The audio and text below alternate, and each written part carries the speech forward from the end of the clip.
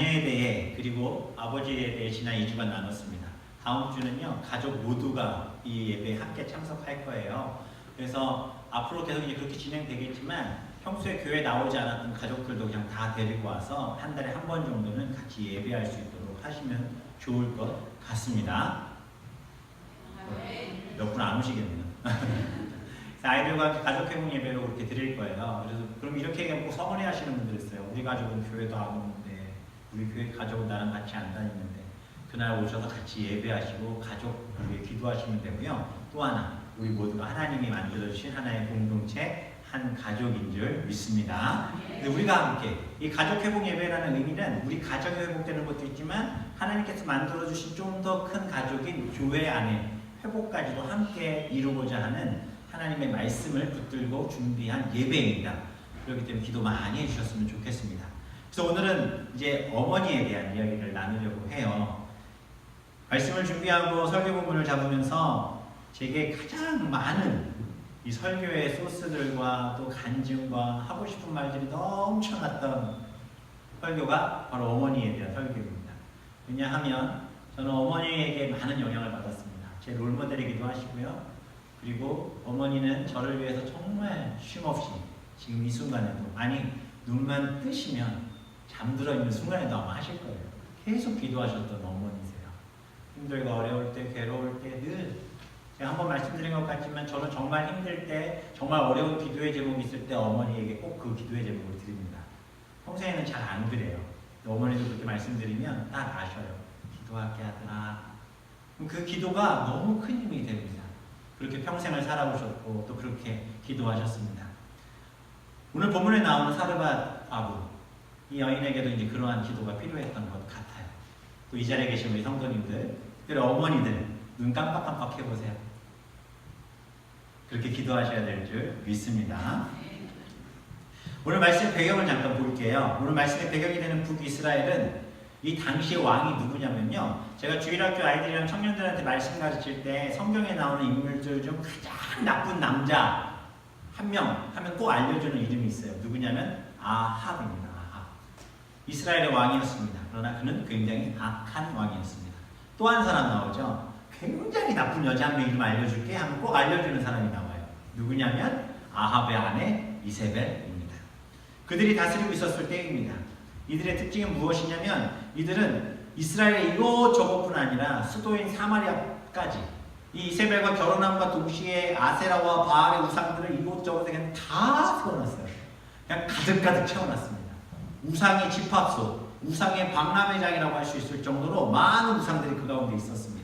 무언가 겉으로 보기에는 풍성해 보이고 눈에 보이는 많은 것들이 있는 것처럼 보였지만 오히려 영적으로는 메말라가고 있었던 시대가 바로 아합과 이세벨의 시대였습니다.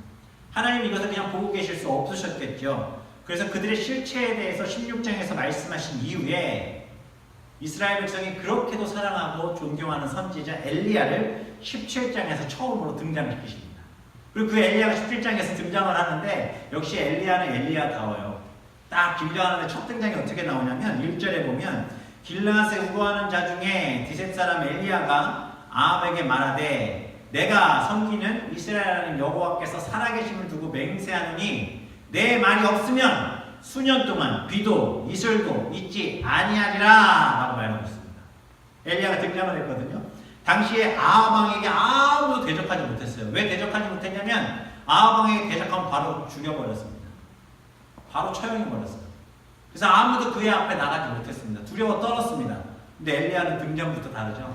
등장하자마자 아합 왕이 딱 가요. 얘기하는 게 뭐냐면, 풀어서 말씀드리면 이런 식으로 우상 숭배하면 하나님께서 이 땅에 기근을 줘서 멸하게 하실 것이다. 그건 다 당신 때문이다. 멋있죠? 우리 어머니들 믿음의 눈으로, 믿음의 능력으로 사랑하는 가정을 위해 기도할 때 이러한 담대함이 있으시기를 주님의 이름으로 축원합니다. 어머니들이 그런 영향력을 갖고 이야기해야 됩니다. 그런 기도의 영향력을 갖고 이야기하시라는 거예요. 그래야 남편이 말을 듣고 자녀가 말을 듣죠. 어머니들이 그런 영향력 없이 이야기하면 뭐만 됩니까? 싸움만 되고 잔소리만 돼요. 엘리야에게 그런 능력이 있었습니다. 그리고 나서 하나님께서 아합의 성격을 워낙 잘 아시기 때문에 엘리야를 어떻게 하시냐면 그릿 시냇가로 가서 숨어 있으라고 말씀하세요. 근데 엘리야 그릿 시냇가로 갑니다. 여기 공원에 먹을 거 잠깐만 두면 뭐가 날라와요? 와, 장난 아니더라고요. 지난번에 독수리가 날라오는 줄 알았어요. 제 몸만한 게 쭉 오더니 먹을 것을 딱 잡고 확 날아가는데 와, 진짜 못돼 보이더라고요. 그죠? 근데 이 그리시네가에서 엘리야에게 먹을 것을 가져다 준 동물이 까마귀였어요.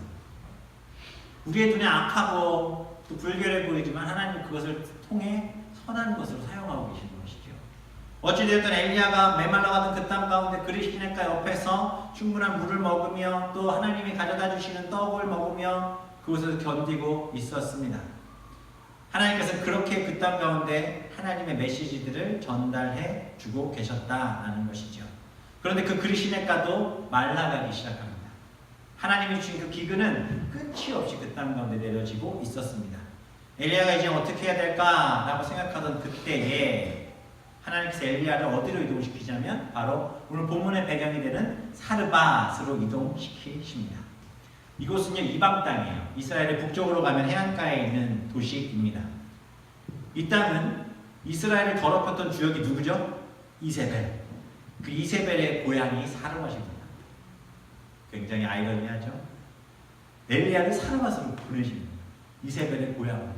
고향에 무엇이 있었을까요? 바알과 아세라의 모든 우상들. 그 신앙의 중심지가 바로 이 사르밧이었습니다. 가장 타락이 극에 달한 그 땅으로 누굴 보내십니까? 엘리야를 보내시는 거예요.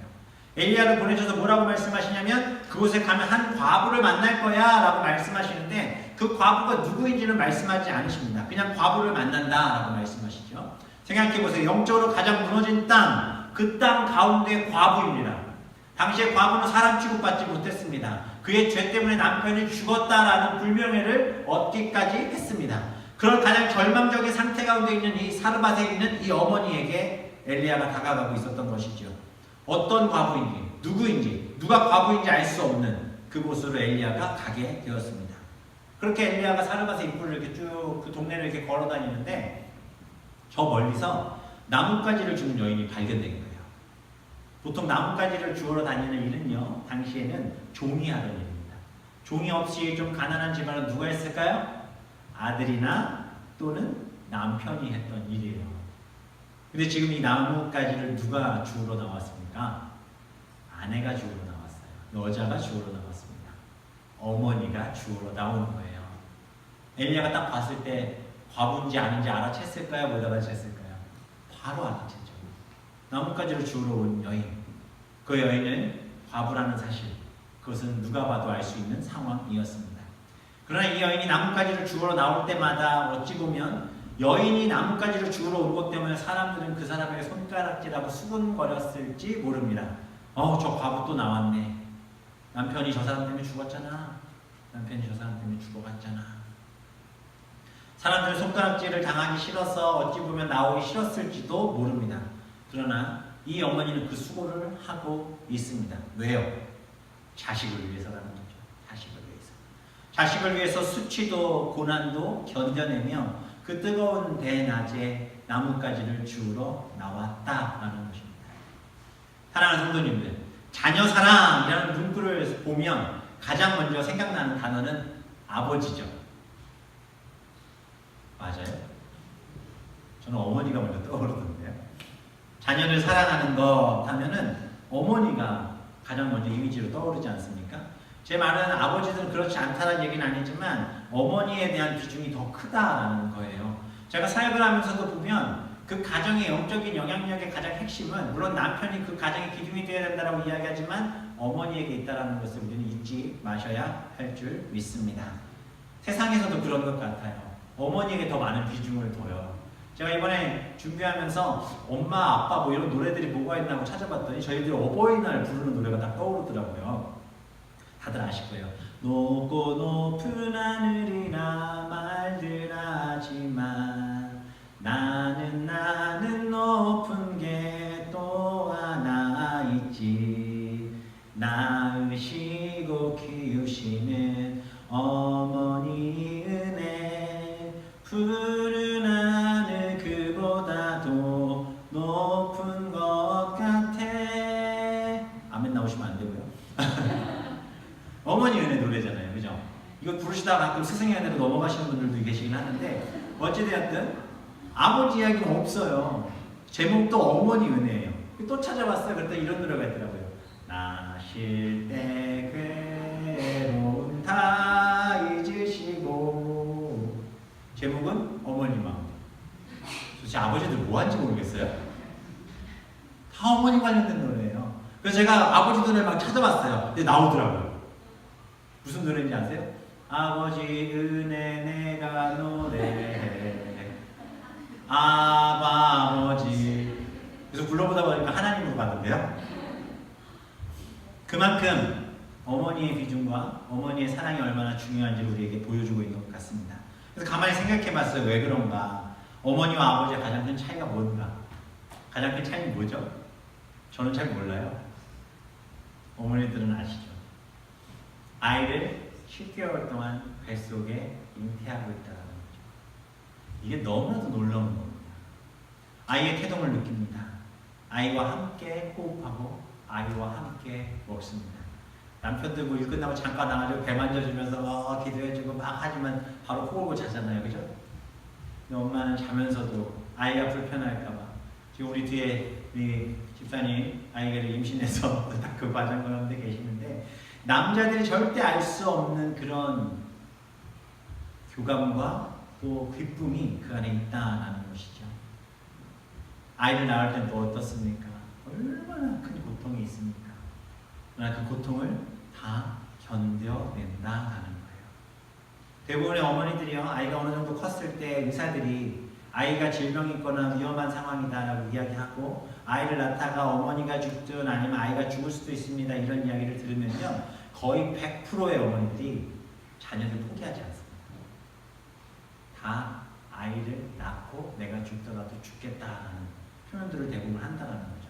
남편들은 안 그런데요. 여보가 살아야 돼. 아이야 또 낳으면 되잖아. 어찌 보면 그 말이 더 합리적일 수 있습니다. 그러나 어머니는 아이를 지키려 한다는 거죠. 어떤 어머니가 계셨습니다. 많이 아프셨어요. 아이를 임신하면 안 되는 상황이었어요. 근데 진짜로 아이를 임신했습니다. 중간에 한 아이를 이미 사산했고 그 가운데 아이를 가지면 안 되는데 아이가 생겼어요. 의사가 얘기합니다. 자녀와 어머니 둘 중 위험할 수 있습니다. 포기하시면 낙태하시는 게 좋을 것 같아요. 어머니가 그것을 포기합니다. 나는 낳겠습니다. 그때 의사가 또 진단을 했는데 이런 이야기를 합니다. 아이가 건강하지 않을 수 있어요. 아이가 태어나도 장애를 가질 수 있습니다. 아이가 태어나도 얼마 못 살아 죽을 수도 있습니다. 어머니는 이야기합니다. 하나님이 지켜주실 거예요. 내가 기도하기 때문에 하나님이 지켜주실 거예요.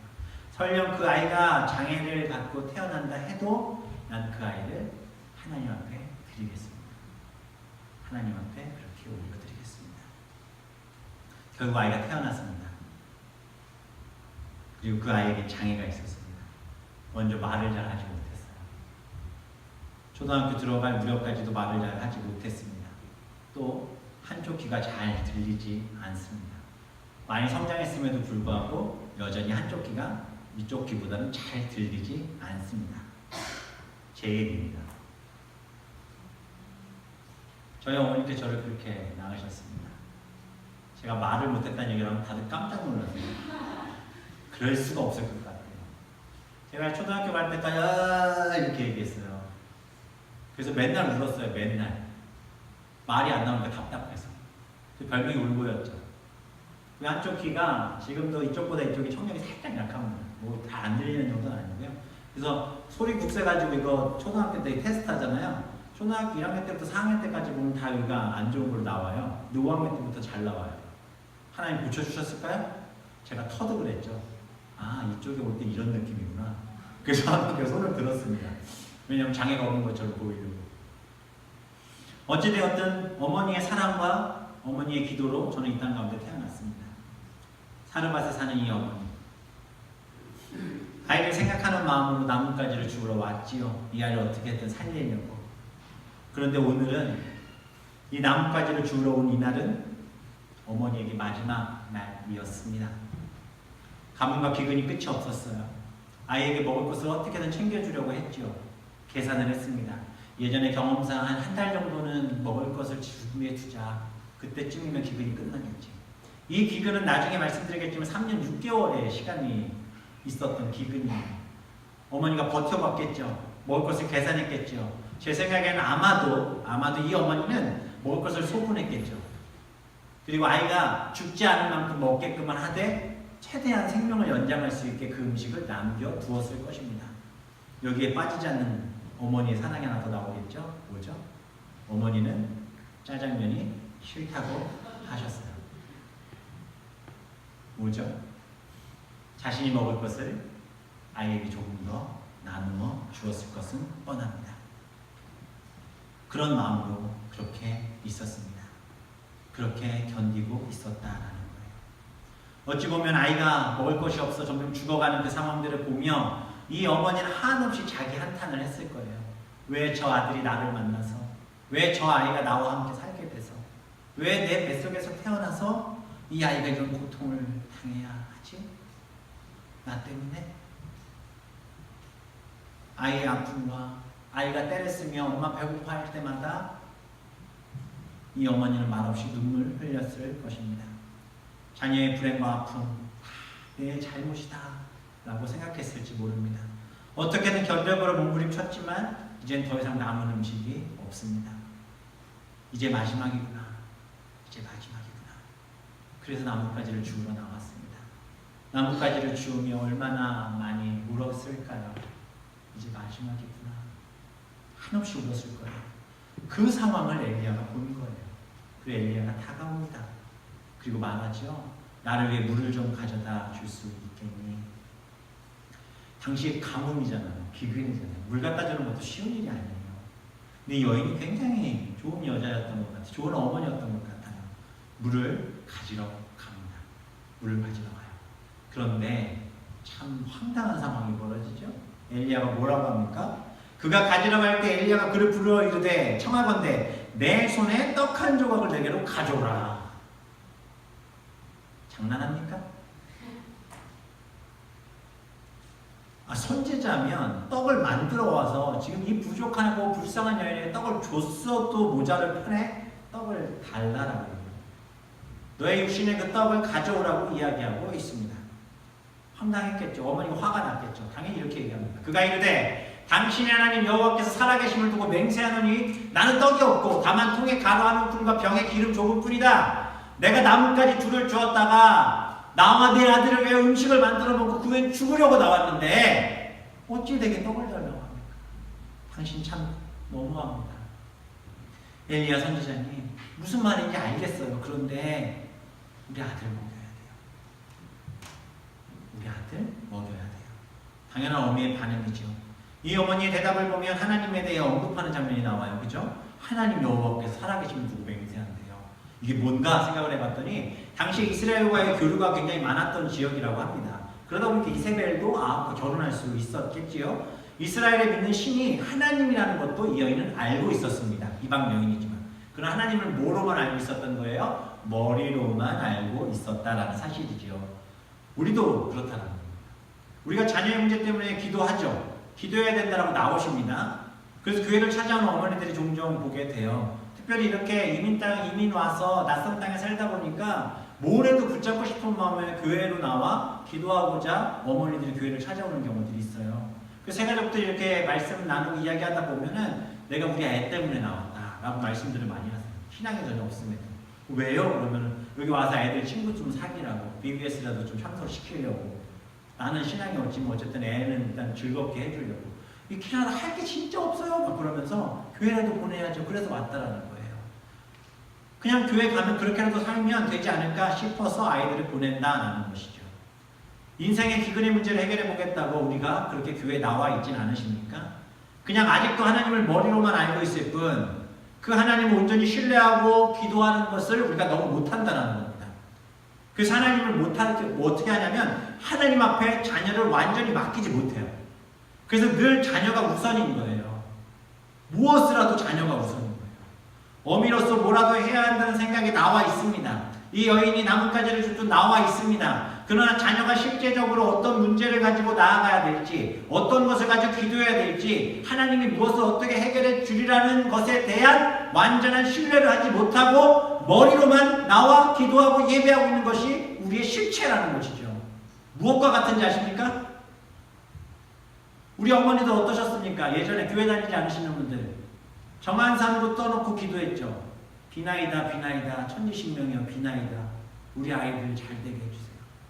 절에 기와장에 자녀 이름 써서 올려두며 정성을 보이죠. 그렇게 복 받는다고 하니까 혹시 여기도 그런 분 계실지도 모르겠네요. 그냥 하는 거예요. 캐나다 왔더니 절도 안 보이고 별로 다른 종교도 없는데 교회 많아요. 한번 가보자. 왜? 아들을 위해 자녀를 위해 뭐라도 해야 되겠다는 생각이. 물론 좋습니다. 그런 접근도 좋습니다. 그렇다면 그런 접근으로 끝나면 변화가 있습니까? 우리의 기도, 우리의 삶, 어머니들의 기도가 지금 기근 앞에 점점 두려움으로만 쌓여가고 있다라는 것이에요. 이 두려움은 점점 어떤 마음이 되죠? 나는 기도해도 안 되네. 하나님 살아계시지 않네. 내 기도는 듣지 않네. 하나님 살아계신다면서 왜 내겐 아무 일도 일어나지 않아? 내가 이 땅에서 이렇게 고생하는데 왜 내게 아무것도 응답하지 않으셔? 라고 그 두려움은 결국 의심으로 바뀌어 하나님을 멀리하게 된다라는 것이죠. 하나님이 살아계시다고 하는데 나에게도 은혜를 주실까라고 의심하는 거예요. 기도하고 있지만, 부르짖고 있지만, 어떻게든 아이들을 잘 키워보겠다고 뭐래도 하고는 있지만 신뢰하지 못한다는 거예요. 우리가 이 자리에 있지만 과연 이 예배를 통해 하나님이 무엇을 하실 수 있을까에 대한 의심이 우리 가운데 있지는 않으십니까? 내가 이 시간에 당장 내일이 연휴인데 놀러 갔어야 되는데 내가 왜 여기 앉아있지? 그래도 왔으니까 뭐라도 있으면 좋겠네. 그냥 그 생각 가운데만 앉아있지는 않으십니까? 우리의 의심은 결국 두려움이 되죠. 의심하면 두려움이 생기는 거예요. 우리가 서스펜션 브릿지나 이런 데 가면 다리 흔들흔들 거리잖아요. 거기 의심하면 못 건너가요. 왜요? 두려우니까. 이 다리가 무너질 것 같은 의심이 있으면 두려움이 바로 다가오잖아요. 의심과 두려움을 뗄 수 없는 존재입니다. 우리가 하나님을 의심할수록 우리 삶에 두려움이 생기는 거예요. 머리로만 신앙생활하는 순간 우리에게 두려움이 생기는 거예요. 문제 해결할 방법을 모르는 거예요. 우리가 예배에 완전히 쏟아붓지 못하고 세상과 양다리 거친 생활을 하고 있다는 거예요. 이런 생활을 가지는, 이런 마음을 가진 신앙인들의 특징이 뭔지 아십니까? 불평불만이 끝이 없어요. 섬기고 예배하고 내가 무엇을 하는데 그것에 대한 대가를 사람들을 통해 얻고 싶어하고 사람들의 손가락과 사람들의 박수를 듣고 싶어하는 모습이 우리 가운데 있다는 거예요. 하나님 그거 기뻐하지 않으십니다. 그런 예물을 기뻐하지 않으시잖아요. 가난한 과부의 두렵돈을 기뻐하시지 부자의 것들을 원하지 않으신 하나님, 왜 그런 이야기들이 나오겠습니까? 우리가 이 자리에 나와서 지금 무엇을 해야 하겠다고 생각하십니까? 하나님도 잡아야지만 세상도 잡아야 합니까? 아니요. 뭔가 하나를 내려두기에 두려워 그냥 붙들고 계십니까? 아무것도 못합니다. 아무것도 잘 될 수 없습니다. 이런 상황에 하는 기도 능력이 없다는 겁니다. 이스라엘은 하나님을 믿어요. 믿는다고 해요. 그러나 하나님 온전히 신뢰하지 못하기 때문에 세상의 더러운 우상들을 다 가져다 놓고 섬겼던 거예요. 그러니 이스라엘 백성들이요, 뭐라고까지 하는지 아십니까? 선지자들이 이야기해요. 너희들 우상 숭배하는 하나님 기뻐하지 않으셔. 너희들 눈에 보이는 거 쫓아가는 하나님 기뻐하지 않으셔. 라고 얘기하면 뭐라고 얘기하는지 아십니까? 선지서의 내용이 대부분 그런 내용이에요. 오늘 가셔서 다 찾아보시든가 아니면 드라마 바이블 쭉 들어보시든가 해보세요. 선지자들이 대선지서 소선지자들 계속 하는 얘기가 뭐냐면 너네들 우상 숭배하고 있는데 그렇게 살면 망해. 멸망이 얘기하는데 이스라엘 백성이 하는 얘기는 우리가 언제 그랬어요? 우리 하나님 예배해요. 우리 교회 다녀요. 라고 얘기하는 거예요. 그런데 바알과 아세라도 섬기는 거예요. 세상의 방법을 가지고 사는 거죠. 사라가 나머니 어머니의 상황을 엘리야는 알았습니다. 그래서 엘리야가 그에게 말하죠. 다 같이 읽어볼까? 13절 시작.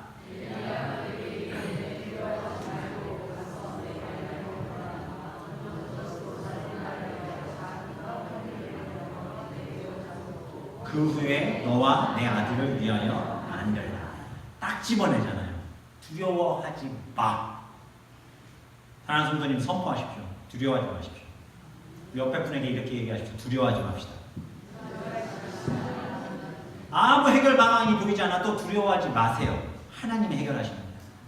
선지자는 그 여인에게 두려워하지 말라라고 얘기합니다. 여기서 두려워하지 말라는 단어 자체는요, 전쟁에서 사용하는 단어인데 어떤 상황이냐면 전쟁의 승패를 예측할 수 없어요. 그런데 나가는 군사에게 두려워하지 말라라는 거예요. 그러면 그 전쟁은 어떠한 전쟁이라고 믿을 수 있는 거죠? 우리가 이길 것이다라는 확신이 있는 전쟁인 거죠. 하나님께서 우리에게 이렇게 말씀하시는 거예요. 너희들이 내 자녀잖아. 내가 너네 책임질 거야. 두려워하지 말라. 이 믿음의 고백이 우리 가운데 있기를 소망합니다. 두려워하지 말고 작은 떡 한 조각밖에 만들 수 없는 양이지만 너의 육신을 채우는 작은 것에 의지하지 말고 하나님 앞에 먼저 드려봐. 그러면 하나님께서 너의 것들을 채워 주실 거야. 이게 성경의 원리예요. 작고 보잘것없고 볼품없어 보이지만 그것을 하나님 앞에 드리려고 할 때 하나님 일하시는 줄 믿습니다. 오병이어 기적이 그렇잖아요. 이것으로 뭘 할 수 있을까요, 주님? 하나님은 하십니다. 14절에 비가 지면에 내리는 날까지 그 통에 가루가 떨어지지 아니하고 할렐루야. 그 병에 기름이 없어지지 않는다 약속하셨어요. 그리고 실제로 그렇게 됩니다. 두려움을 내놓고 순종하여 맡기죠. 그가 엘리야의 말대로 하였더니 그와 엘리야와 그의 식구가 여러 날 3년 6개월 동안 먹은 거예요. 여호와께서 엘리야를 통하신 말씀같이 통에 가루가 떨어지지 아니하고 병에 기름이 없어지지 아니하니라. 놀라운 은혜를 경험합니다. 우리가 들어진 것은 작은 것이지만 잠시 내 입을 채울 세상의 떡을 버려버리죠. 생명의 떡이신 하나님의 말씀을 순종하면 하나님은 차고 넘치게 채우시는 줄 믿으시기 바랍니다. 우리의 자녀들도 하나님 그렇게 책임지실 줄 믿으시기 바랍니다. 지금 당장 어디 좋은 데 보내고 발런티어를 보내고 뭘 시켜야 그 아이들이 세상적인 스펙을 쌓고 잘 될 것 같지만 그것을 포기하고 하나님의 말씀을 들을 수 있도록 교회 가운데 끌고 올 때 하나님 일하실 줄 믿습니다. 이것이 하나님의 원리인 거예요. 우리는 작은 것들이지만 하나님은 큰 것으로 채워주실 줄 믿습니다. 그렇게 우리를 바꿔가실 줄 믿습니다. 한국에 있을 때 젊은 부부인데 아들 하나나 애지중지 키우던 중에 아이가 갑자기 몸이 아프기 시작했어요. 그래서 병원에 갔는데 백혈병 진단을 받습니다. 아이가 6살, 7살밖에 되지 않았을 때 신앙이 없던 젊은 부부였어요. 그 부부에게 이건 굉장한 치전과 두려움이었죠. 그래서 이 젊은 부부를 맡고 있었던 구역장 권사님이 굉장했는데 그분이 하던 일을 다 그만두셨어요. 그리고 그 아이 병간호를 위해 매일 병원에 가서 그 부모를 위해 기도하고 그 아이를 위해서 기도했습니다. 신앙이 없던 부부였지만 이 구역장 권사님을 통해서 그 부부가 하나님을 알아가기 시작해요. 그들이 같이 기도하기 시작합니다. 놀라운 것은 교회가 다 기도하기 시작했어요. 새벽마다 밤마다. 그 기도가 하늘에 닿았는지 아이의 병세가 조금 호전되기 시작했습니다. 부부는 소망을 갖기 시작했어요. 그리고 더 기도에 집중했습니다. 사랑하는 성도님들, 우리의 기도도 문제와 두려움 앞에 하나님을 의지하고 집중하는 기도가 필요합니다. 우리의 삶과 자녀의 영적인 기도의 문제를 우리가 하나님을 기대하고 하나님의 은혜에 맡기고 기도하시는 이 시간 되시기를 주님의 이름으로 축원합니다. 어머니들이 그렇게 기도해야 할 줄 믿습니다. 사라박과 부는 그렇게 기도했겠지요. 그런데 아이가 점점 야위어갑니다. 매일 먹을 것을 먹었는데 그러더니 병이 들어요. 그리고 죽습니다. 감당할 수 없는 고난이 그에게 찾아왔습니다. 잘 믿는 그리스도인에게도 이런 상황은 찾아올 수 있습니다. 어머니가 절망합니다. 그리고 엘리야에게 울부짖죠. 여인이 엘리야에게 이르되 하나님의 사랑이여, 당신이 나와 더불어 무슨 상관이 있기로 내 죄를 생각나게 하고 또 내 아들을 죽게 하려고 내게 오셨나이까. 자신의 전부인 아들이 죽어요. 이 어머니의 고백, 죽음의 이유를 뭐라고 생각합니까? 자신의 죄 때문이다. 그 죄가 엘리야로 인해 심판을 받아 아이를 데려갔다라고 고백하는 거예요. 모든 어머니들의 마음이죠. 아이가 조금만 아파도 다 내 탓인 것 같은 게 부모의 마음이지 않습니까? 엘리야도 이 상황이 굉장히 당황스러웠습니다. 20절의 말씀에 보면 하나님 왜 이 여인에게 재앙을 내려서 아들을 죽게 하십니까? 라고 엘리야도 타는 거예요. 너무 황당하잖아요. 왜 갑자기 이 아이를 죽이셨는지. 사랑하는 성도님들, 아이의 생명과 인생은 하나님 앞에 달려있음을 믿으시기 바랍니다. 힘들죠. 그래서 말씀 준비하면서 이 부분에 대해서 어떻게 해야 되나 막 고민되면 애들 얼굴이 막 떠오르는데 가슴이 막 너무너무 뛰는 거예요. 주중에 한번 아이를 데리고 와이프가 렉센터에 수영을 하러 갔는데 7시 반이면 7시 반 지난 45분이면 와야 돼요. 딱 요 본문 말씀 준비하면 8시간 넘었는데 나 안 오는 거예요. 오늘 안 나와. 왜 안 오나. 8시 40분쯤에 웃으면서 뛰어들어와요. 애가 아빠랑 더 놀다 왔어. 우리의 마음에 늘 이런 두려움이 있는 것은 사실입니다. 우리는 알 수 없어요. 언제 어떤 일이 벌어질지. 전도서 3장 11절에 하나님이 하시는 일의 시종을 사람으로는 측량할 수 없게 하셨어요. 이것을 인정하셔야 돼요. 인정하셔야 돼요. 이것을 인정하는 것이 하나님 앞에 나아가는 믿음의 시작입니다. 자녀들 키우다 보면 이런 상황 와요. 생각지도 않았던 문제 와요. 더 기도하고 매달려야 합니다. 우리는 알 수 없기 때문에. 엘리야가 이야기합니다. 어떻게 얘기하죠? 그 아들을 하나님이 오늘 우리 어머니들을 향해 말씀하십니다. 자녀를 달라. 그렇게 품에 안고 물지 말고 달라고 말씀하십니다. 하나님의 이 음성이 우리 사랑하는 모든 어머니들에게 적용되어지고 응답되어지는 말씀이길 소망합니다. 자녀를 달라고 말씀하십니다. 이 어머니의 상황에서 아이를 줄 수 있겠습니까? 죽어 차가운 몸이 된 아이를 아니요. 난 더 이상 하나님과 관계하지 않겠습니다. 당신도 나를 그만 괴롭히고 가세요. 하나님 없습니다. 하나님 날 버렸습니다. 이렇게 얘기하고 싶지 않았을까요? 저희 큰딸이 2008년생인데 2009년에 신종플루가 한국에 굉장히 창궐했었을 때가 있었습니다. 그때 탤런트 이광기라는 탤런트의 아들이 7살이었는데 그 아들도 신종플루로 죽었죠. 그때 우리 아이가 신종플루에 걸렸었어요. 그래서 세브란스 병원에 이렇게 가서 막 기다리고 했었는데 하늘이 무너지는 것 같아요. 죽을 것 같은 거예요. 얘를 어떻게든 낫게 하고 싶어서 몸부림치는데 하나님이 제게 이런 말씀을 주셨어요. 진웅아, 너 나 신뢰하니?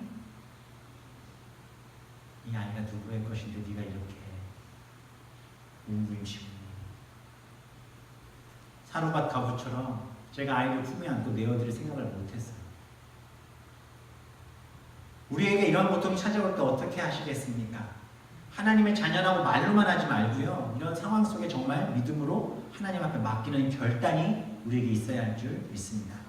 이 여인은 자기 품에 죽어있는 아들을 엘리야에게 맡깁니다. 그럼 뭘 의미하냐면요. 죽었으니까 당신이 책임져! 이게 아니에요. 아이의 삶의 결론을 하나님 앞에 맡기는 결단을 합니다. 하나님의 품 안으로 자녀들을 맡기시길 바랍니다. 우리 아이의 삶의 결론을 하나님 앞에 맡기시기 바랍니다. 정말 자녀를 위해 기도하는 어머니라면 이런 믿음의 결단을 하셔야 합니다. 어머니들의 기도는 하나님 앞에 맡겨두고 기도할 때 능력을 입는 줄 믿습니다. 하나님 그것을 원하십니다. 제가 어린 시절을 생각해보면 어머니가 늘 기도했던 소리가 항상 제 머릿속에 있어요. 항상 기도해야 할 때 말씀하셨던 기도의 내용은 꼭 이거였어요. 하나님의 자녀, 하나님 책임져 주세요. 나는 할 수 없습니다. 서운했어요. 나 엄마 아들인데?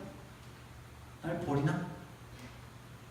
둘째여가지고 또 치아 사랑가지고 얼마나 서운했는지 몰라요. 어머니가 첫째가 셋째만 사랑하는 줄 알고 그것 때문에 엄마랑 또 한번 대판한 적도 있어요. 왜 편애하냐고? 아니었어요. 제가 이 말씀 왜 드리냐면 아이들이 하나님을 의지하게 만드는 것은 어머니께서 내려놓으실 때가 있습니다. 아이들 실수할 수 있고 넘어질 수 있어요. 실패할 수도 있어요. 다시 물어볼게요.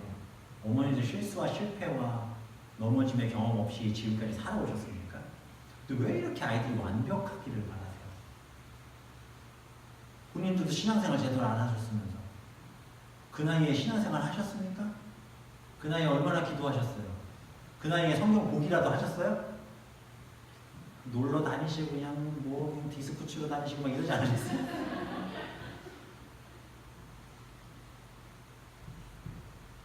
지금 어때요? 하나님 앞에 있잖아요. 어머니들이, 부모들이 보여야 될 모습은 하나예요. 기도하는 모습. 엄마가 나를 하나님 앞에 완전히 맡기고 기도하는 모습. 아들을 엘리야에게 맡깁니다. 엘리야가 위로 올라가요. 아이를 품에 안고 기도하기 시작해요. 3번 부풀려 앉았다라고 얘기하죠. 이게 무슨 말씀이냐면 구약적인 상황 속에서 죽은 시신을 감싸는 것은 말도 안 되는 일이에요. 이거는 같이 죽겠다는 얘기예요. 이 행동은요, 엘리야의 행동은 뭐냐면 내가 죽어 이 아이를 살릴 수만 있다면 내가 그렇게 하겠습니다. 이 아이의 죽음과 내가 함께 하겠습니다. 하나님 나를 죽이시고 이 아이를 살려주십시오. 이 기도를 지금 엘리야가 하나님 나를 죽여서라도 이 아이를 살려주세요. 나를 죽여서라도 이 아이를 살려주세요. 어머니들의 마음과 같죠. 그러나 우리의 능력으로 우리 아이들을 살릴 수 있습니까? 다 죽어서 자녀를 살릴 수 있는 분 누구밖에 없습니까? 하나님밖에 없음을 믿으시기 바랍니다. 하나님은 그 일을 완성하기 위해서 구약의 엘리야는 예수님의 예표이고 그리스도의 그림입니다. 예수님이 이 땅에 오셔서 우리를 품에 안으시고 기도하셨습니다. 죽음을 두려워하지 않으시고 끌어안으시고 유일한 중보자 되신 예수님이 우리를 품에 안으셔서 죽을 수밖에 없는 우리를 구원하셨습니다. 우리의 아이들은 예수님이 살려주십니다. 믿으십니까? 믿으십니까? 엘리야의 기도를 들으신 하나님께서 그 아이를 살려주십니다. 기근과 죽음과 무상이 만연한 그 중심의 땅에서 세상의 방법으로 양육하는 것이 아니라 하나님의 방법대로 맡긴 자녀를 예수 그리스도의 이름으로 회복시키셨습니다. 더 놀라운 것은 하나님의 계획은 아이를 살리시는 것으로 끝나는 것이 아니라 사르밧 과부가 이 어머니가 실질적으로 하나님을 만나 변화되게 하셨다는 거예요. 누구를 통해? 자녀의 변화를 통해. 열왕기상 17장에 때 여인이 엘리야에게 이르되 내가 이제야 당신은 하나님의 사람이시오 당신의 입에 있는 여호와의 말씀이 진실한 줄 아노라 하니라. 할렐루야. 하나님은 자녀를 통해 우리를 바꾸시는 줄 믿으시기 바랍니다. 나의 자녀를 통해 나를 기도하게 하시고 그것을 통해 원하시는 것은 뭐냐면 내 자녀가 아니에요. 왜? 그 자녀는 누구의 것이기 때문에 하나님의 것이기 때문에 하나님 책임지시는 거예요. 하나님은 우리 어머니에게 관심을 갖고 계시는 거예요. 난 너희들이 바뀌길 원한다. 너희들이 제대로 나의 마음을 붙들고 살아가길 원한다. 이 마음을 어떠한 상황 속에서도 흔들리지 않는 우리 성도님들 되시길 주님의 이름으로 축원합니다. 여기서 진실한 줄 아노라 에메트라는 히브리어인데 이건 뭐냐면요. 이제 내가 더 이상은 다른 생각하지 않겠습니다. 내 모든 걸 다 걸고 하나님의 방법대로 살겠습니다라는 이 여인의 고백인 거예요. 이러한 고백이 우리 가운데 있기를 주님의 이름으로 축원합니다. 앞에서 언급했던 백혈병 걸렸던 아이요.